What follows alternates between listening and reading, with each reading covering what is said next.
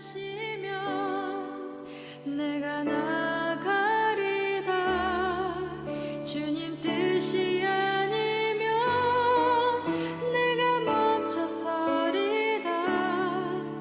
나의 가고 서는 것 주님 뜻에. 같이 읽겠습니다. 이는 한 아기가 우리에게 낳고 한 아들을 우리에게 주신 바 되었는데 그의 어깨에는 정사를 메었고 그의 이름은 기묘자라 모사라 전능하신 하나님이라 영존하시는 아버지라 평강의 왕이라 할 것임이라. 아멘. 메리 크리스마스. 해피 크리스마스. 크리스마스의 행복이 여러분들의 영혼과 가정에 함께 하시기를 기원합니다. 크리스마스는 크라이스트, 메스 두 단어가 결합된 단어입니다. 그러니까 그리스도 경배라고 하는 뜻이에요. 그러므로 크리스마스 때에 선물을 교환하고 파티하는 일도 중요한 일이겠지만 가장 중요한 일은 그리스도를 예배하는 것입니다. 이번 2013년 12월 25일 크리스마스가 될 때에는 다른 일도 많이 하지만은 꼭 아기 예수님을 경배하고 하나님으로부터 주시는 은혜와 행복을 누리는 하늘다문교회 교우들과 어린이들이 다 될 수 있기를 주님의 이름으로 축원합니다. 하나님이신 예수님께서 이 세상을 구원하러 오셨습니다. 그런데 구원하러 오실 때에 어른의 모습이 아니라 천사장의 모습이 아니라 아기의 모습으로 이 세상을 찾아오셨습니다. 여기에는 어떠한 하나님의 뜻이 있을까요? 아기의 모습으로 이 세상을 찾아오신 하나님의 성탄절, 이 사건 속에는 어떤 메시지가 담겨져 있는가? 잠시 말씀을 나눕니다. 첫 번째로 아기의 모습은 사랑스럽고 친근한 존재입니다. 어떤 사람이라도 아기를 무서워하고 아기를 경계하는 사람은 없습니다.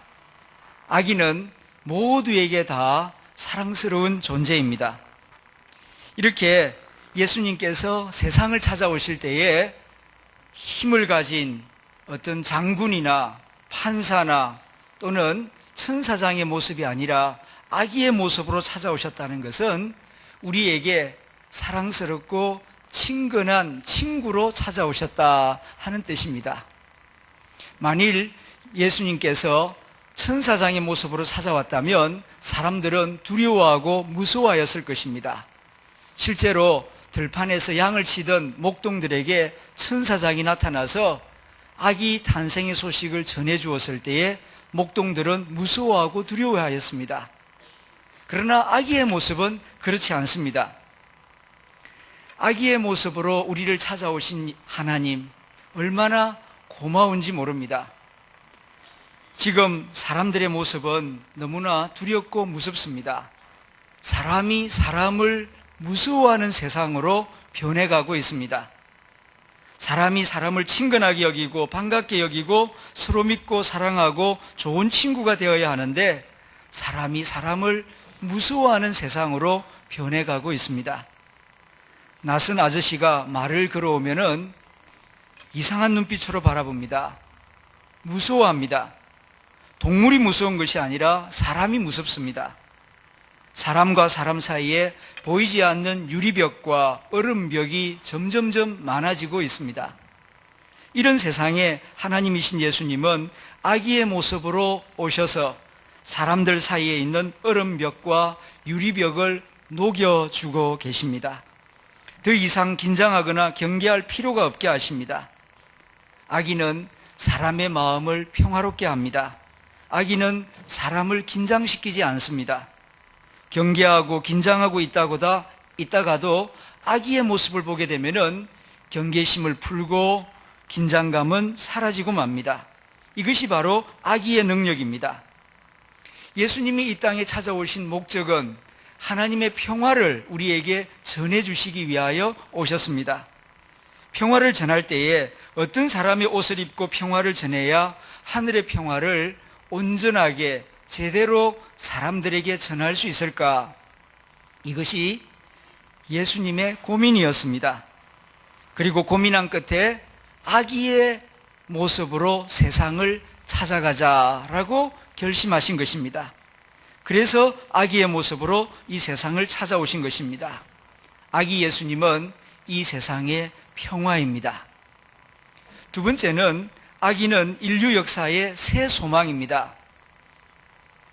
만일 우리 가운데 아기가 없다면, 아기가 계속 태어나지 않는다면 어떤 일이 벌어질까요? 우리의 역사와 문화와 전통과 지혜는 길어야 100년 이내에 끝나고 말 것입니다. 우리 한민족의 역사가 반만년의 역사라고 자랑합니다.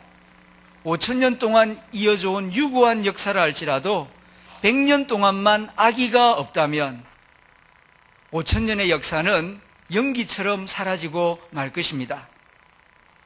260만 명이 사는 이 큰 도시 대구도 아기가 없다면 100년 이내에 이 큰 도시가 유령 도시로 변하고 말 것입니다. 학교도 거리도 아파트도 백화점도 모두 다 사람 없는 텅텅 빈 쓸쓸한 유령의 세계가 될 것입니다. 지금 우리나라도 우리 교회도 저출산에 대하여 걱정하는 이유가 바로 여기에 있습니다. 아무리 큰 재벌집이라 하여도 자손이 끊어지면 그 많은 재산 모두 다 남의 것이 되고 말 것입니다. 아기가 미래이며 소망입니다. 하나님이신 예수님이 아기의 모습으로 이 세상을 찾아오셨다는 것은 인류의 역사를 버리지 아니하시고 새롭게 하시겠다는 약속입니다. 우리를 사랑하신다는 뜻입니다. 우리는 아기 예수님의 모습을 보면서 인류 역사에 새로운 소망을 가지게 되는 것입니다. 세 번째로는 아기는 지극히 연약하고 작은 자입니다. 아기는 인생의 시기 가운데 가장 연약하고 작아서 쉽게 상처받을 수 있는 존재가 아기입니다. 아기는 먹여주어야 먹을 수 있고 입혀주어야 입을 수 있고 그리고 씻어주어야 깨끗해질 수 있습니다. 아기는 스스로 혼자 분유를 타 먹거나 혼자서 일어설 수가 없습니다. 아기는 혼자서 목욕할 수 없습니다. 아기는 혼자서 제 옷을 찾아서 입을 수가 없습니다. 아기는 절대적으로 도움이 필요한 의존자이며 작은 자입니다. 하나님이신 예수님이 천사장의 모습이 아니라 이렇게 아기의 모습으로 오신 이유는 이렇게 연약하고 작은 자들의 친구가 되시기 위함입니다. 아기 예수님은 아기들 가운데에서도 부자 아기가 아니라 지극히 가난한 집의 아기로 태어나셨습니다. 성경 말씀에 따르면 예수님은 병원에서 태어난 것이 아니라 말구유, 말죽통에서 태어나셨습니다. 뉘을 곳이 없어서 말이 여물을 먹는 그곳을 비우고 깨끗하게 치운 다음 담요를 깔고 그 위에 아기 예수님을 뉘우셨습니다. 이렇게 태어나신 이유는 가난한 자에게 아름다운 소식을, 포로된 자에게 자유를, 슬픈 자에게 위로와 기쁨을 전하기 위함이었다고 이사야 61장에서 말씀하고 있습니다. 그러므로 아기 예수님의 탄생을 기뻐하며 축하하는 성탄절은 가난한 자들에게 은혜의 복음을 전하며 사랑의 손길을 내미는 시즌입니다. 그래서 우리 교회는 이번 성탄절 헌금은 금년 11월에 필리핀에 불어닥친 슈퍼태풍 하이엔으로 부모를 잃어버린 수만 명 필리핀 어린이들을 돕는 일에 쓰일 것입니다. 그리고 또 한 가지, 우리 교회 주변 어려운 이웃 200가정을 위하여 쌀을 준비하여 전하는 일에 성탄절 헌금이 사용될 것입니다. 하나님이신 예수님이 아기의 모습으로 오신 것은 우연이 아닙니다. 아기의 모습 속에 하나님의 중요한 메시지가 있습니다. 이것은 우리에게 하나님의 사랑과 평화를 전하기 위하여 아기의 모습으로 오신 것입니다. 두 번째로는 새 소망을 주기 위함입니다. 그리고 세 번째로는 작은 자들의 친구가 되기 위하여 아기의 모습으로 오신 것입니다. 이러한 성탄의 뜻을 생각하며 우리들도 이번 성탄절에는 아기처럼 사랑스럽고 친근한 사람이 되도록 노력합시다. 사랑하는 사람들에게 소망을 주고 격려를 주는 사람이 되기 위하여 노력합시다. 그리고 마지막으로 크고 위대한 사람들의 친구가 되려고 하기보다는 작은 자들의 친구가 되기 위하여 노력하는 그런 하나님이 기뻐하시는 성탄절이 되도록 우리 모두 함께 기도하고 노력하는 연말 연시가 될 수 있었으면 참 좋겠습니다. 함께 기도하겠습니다.